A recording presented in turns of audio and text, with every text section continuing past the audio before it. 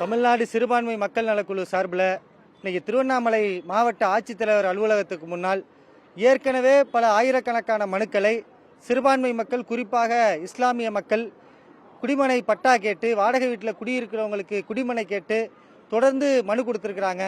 ஆனால் இதுவரைக்கும் எந்த விதமான பதிலும் இல்லை என்கிற முறையில் தான் இன்றைக்கி ஒரு காத்திருப்பு போராட்டத்தை இன்றைக்கி தமிழ்நாடு சிறுபான்மை மக்கள் நலக்குழு திருவண்ணாமலை ஆட்சித்தலைவர் அலுவலகத்திற்கு முன்னால் நாங்கள் இன்றைக்கி நடத்திக்கிட்டு இருக்கோம். இன்றைக்கி ஏற்கனவே பல முறை மனு அளித்தவர்களுக்கு கிடைக்கலங்கிறது ஒரு பக்கம் தமிழ்நாட்டினுடைய முதலமைச்சர் என்ன சொல்கிறாங்கன்னா, நீங்கள் மனு கொடுங்க, வாய்ப்பு இருக்கக்கூடிய எல்லாருக்கும் கொடுத்துருவோங்கிறாங்க. ஆனால் இன்றைக்கி குடியிருக்கிறவர்களுக்கே இடமில்லை என்கிற நிலைமையில் இது உடனடியாக சிறுபான்மை மக்கள் இன்றைக்கி மிகப்பெரிய அளவில் எல்லாருமே சாதாரணமாக பீடி தொழில் செய்யக்கூடியவர்கள், அதே போல் தெருவு காய்கறிகள் விற்கக்கூடிய மக்கள் தான் இன்றைக்கி காத்திருப்பு போராட்டத்தில் ஈடுபட்டிருக்கிறாங்க.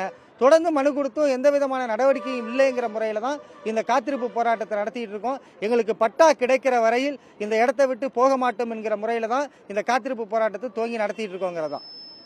விரைவில் 2026 சட்டமன்ற தேர்தலானது வர இருக்குது. தேர்தலில் உங்களோட பிரதிபலிப்பு எப்படி இருக்கும்? அதாவது ஏற்கனவே தமிழ்நாடு அரசாங்கம் கொடுத்த வாக்குறுதிகளை தொடர்ந்து நிறைவேற்றணும்னு சொல்லி நாங்கள் கேட்டுக்கிட்டு இருக்கோம்.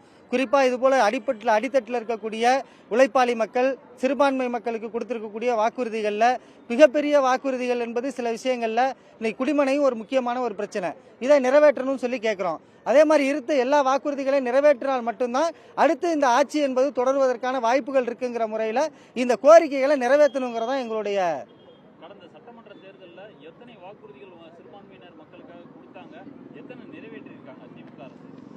சிறுபான்மை மக்களுக்கு கொடுத்த வாக்குறுதிகள் அப்படிங்கிறத பொறுத்த வரைக்கும் ஒரு சில வாக்குறுதிகள் என்பது நிறைவேற்றப்பட்டிருக்கு.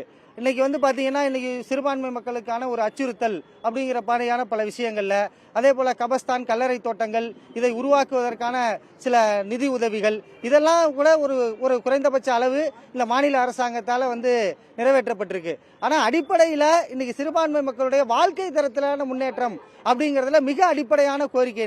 இன்னைக்கு ஒரு பக்கம் சிறுபான்மை மக்களுடைய வாக்குரிமை என்பது கேள்விக்குறியாகுங்கிற நிலைமையில அதற்கு எதிராக இன்னைக்கு தமிழ்நாடு அரசாங்கம் இன்னைக்கு குரல் கொடுத்துட்டு இருக்காங்க. அது பாராட்டத்தக்க வேண்டிய ஒரு விஷயம் தான். ஆனால் அதே நேரத்தில் குடிமனை மாதிரி இருக்கக்கூடிய விஷயங்கள்ல, வாழ்வாதாரம் மாதிரி இருக்கக்கூடிய விஷயங்கள்ல அவர்களுடைய கவனம் என்பது போதுமானதாக இல்லை. அந்த கவனத்தை இந்த பக்கம் திருப்பி இந்த அடிப்பட்டு மக்களுடைய இந்த குடிமனை மாதிரி இருக்கக்கூடிய பிரச்சனைகளை தீர்ப்பதற்கு முன்னுக்கு வரணும்னு சொல்லி கேட்டுக்கிறோம்.